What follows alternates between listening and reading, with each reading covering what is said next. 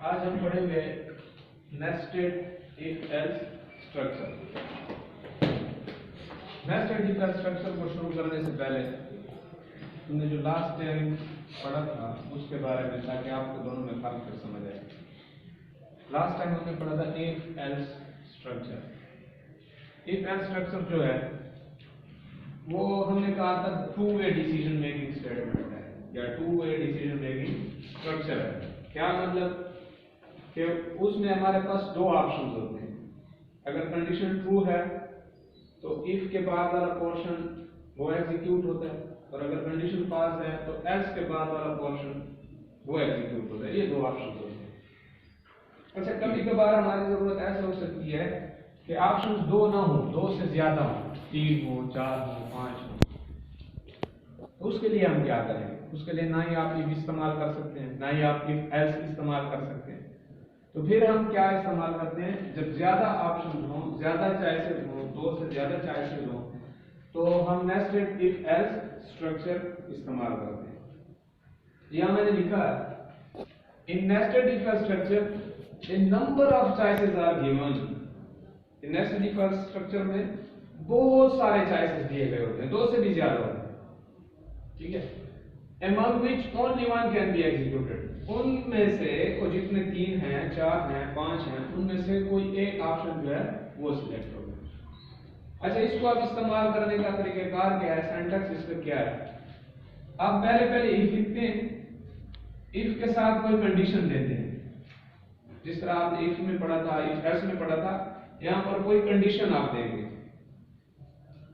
अच्छा, पहले ये कंडीशन चेक होगी। अगर ये कंडीशन ट्रू है तो इस कंडीशन के ट्रू होने की सूरत में कौन सी स्टेटमेंट एग्जीक्यूट होनी चाहिए, वो आपने यहां इफ में ब्लॉक बना दिया। ठीक, हो सकता है ये कंडीशन फॉल्स हो। जब ये कंडीशन फॉल्स है तो ये इफ का ब्लॉक एग्जीक्यूट नहीं होगा। फिर एल्स इफ यहां दूसरी कंडीशन, अगर ये कंडीशन फॉल्स है तो फिर ये कंडीशन चेक होगी, ठीक है। अगर ये कंडीशन ट्रू हो गई तो इस इफ का ब्लॉक एग्जीक्यूट होगा। ये फॉल्स हो गया, ये तो एग्जीक्यूट नहीं होगा। फिर ये कंडीशन चेक होगी, अगर ये ट्रू है तो इसके ब्लॉक में जो स्टेटमेंट्स लिखी हैं वो एग्जीक्यूट होंगी। अच्छा, ये भी पॉसिबल है कि ये कंडीशन भी फॉल्स है, ये कंडीशन भी फॉल्स है। अगर आपके पास कोई और ऑप्शन है एल्स, वो स्टेटमेंट्स आप लिख लें।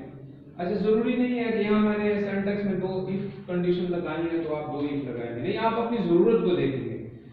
एक इफ कंडीशन, दूसरी इफ कंडीशन, तीसरी इफ कंडीशन, चौथी इफ कंडीशन, जितनी आपके पास चॉइसेस हैं, जितनी आपकी जरूरत है उतनी कंडीशंस लगा सकते हैं। अच्छा, लास्ट में अगर आपको जरूरत है तो आप एल्स लगाएं, अगर आपको जरूरत नहीं है तो आप आखिर में एल्स भी ना लगाएं, ठीक है। ये आपकी जरूरत पर डिपेंड करता है। अब मैंने यहाँ मेरी जरूरत कुछ इस तरह से है, आगे प्रोग्राम में चलकर देखिए मैंने उसके मुताबिक ये सिंटैक्स डिजाइन किया है कि अगर पहली कंडीशन ट्रू है तो ये स्टेटमेंट एग्जीक्यूट हो, बाकी एग्जीक्यूट नहीं होगी। अगर ये फॉल्स हो जाती है, दूसरी इफ कंडीशन है, ठीक है, अगर ये ट्रू हो जाती है तो ये स्टेटमेंट्स एग्जीक्यूट होंगी। अगर ये भी फॉल्स है, ये भी फॉल्स है, तो तीसरा ऑटोमेटिकली एग्जीक्यूट है। एल्स के बाद जो लिखा हुआ है वो ऑटोमेटिकली एग्जीक्यूट होता है। यहाँ एल्स के साथ आप कंडीशन भी लगा सकते हैं, एल्स के साथ आप कंडीशन भी लगा सकते हैं, लेकिन आपको लगता है कि अगर ये दो कंडीशन फॉल्स हो तो ये तीसरा जरूर एग्जीक्यूट होना चाहिए, तो इसके साथ आप कंडीशन फिर नहीं लगाते। समझ गए इस बात को?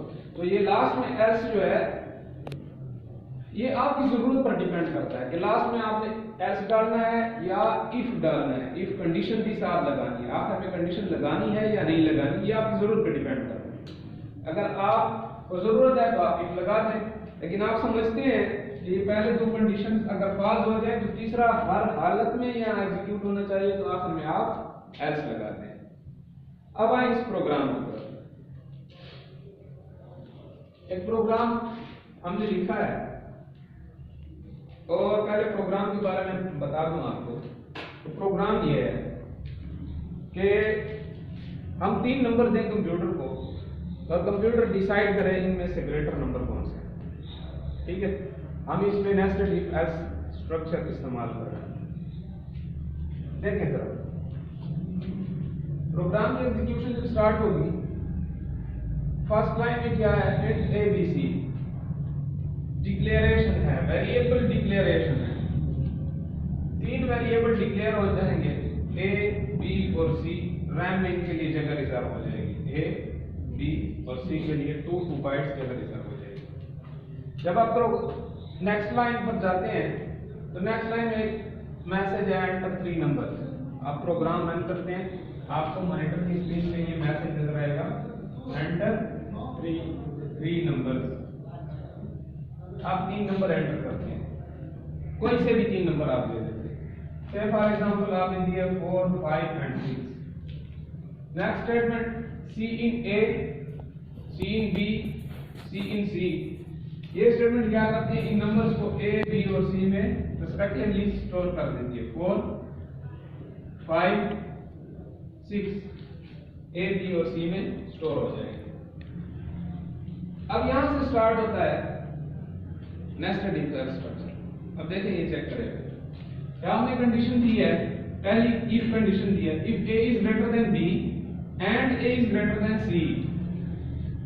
अगर तो A B से ग्रेटर है और A C से भी ग्रेटर है तो ये मैसेज एग्जीक्यूट होना चाहिए।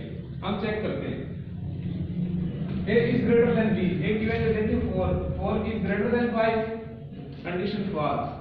ये फॉल्स है तो ये दूसरी चेक ही नहीं होगी, ये कंडीशन फॉल्स हो गई। ओवरऑल ये सारी कंडीशन फॉल्स हो गई। हमने एंड ऑपरेटर में पढ़ा था कि तमाम सब एक्सप्रेशन के रिजल्ट ट्रू होंगे तो ये कंडीशन ट्रू समझी जाएगी।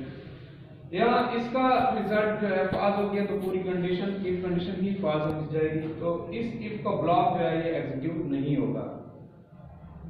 अच्छा, दूसरी कंडीशन चेक होगी, else if B is greater then A, 5 is greater then 4, yes ये ट्रू है, ये ट्रू है। And B is greater then C, अब ये चेक होगा, 5 इज ग्रेटर देन 6, नो। तो ये कंडीशन भी फॉल्स हो गई, ठीक है। A भी ग्रेटर नहीं है, B भी ग्रेटर नहीं है। तो अब देखें यहां एल्स के बाद मैंने कंडीशन नहीं लगाई, मुझे पता है कि जब A भी ग्रेटर नहीं है, B भी ग्रेटर नहीं है तो तीसरा C ग्रेटर है। तो अगर मैं यहाँ कंडीशन लगा दूं, एल्स इफ कंडीशन लगा दूं वो भी ठीक है। अगर मैं कंडीशन नहीं लगाता तो ये हर हाल में एग्जीक्यूट होगा, ठीक है। तो A भी ग्रेटर नहीं है, B भी ग्रेटर नहीं है तो एल्स का ब्लॉक एग्जीक्यूट होगा। तो क्या है, C की वैल्यू क्या है, 6 इज ग्रेटर, ये प्रिंट होगा। यहां पर नेस्टेड इफ एल्स खत्म हो गया। अब नेस्टेड इफ एल्स के बाद वाले स्टेटमेंट जो है वो एग्जीक्यूट होंगे। यहां एक मैसेज है थैंक्स, ये थैंक्स प्रिंट होगा, गेट ch रिटर्न 0 और प्रोग्राम एंड हो जाएगा। क्लियर है? स्टॉप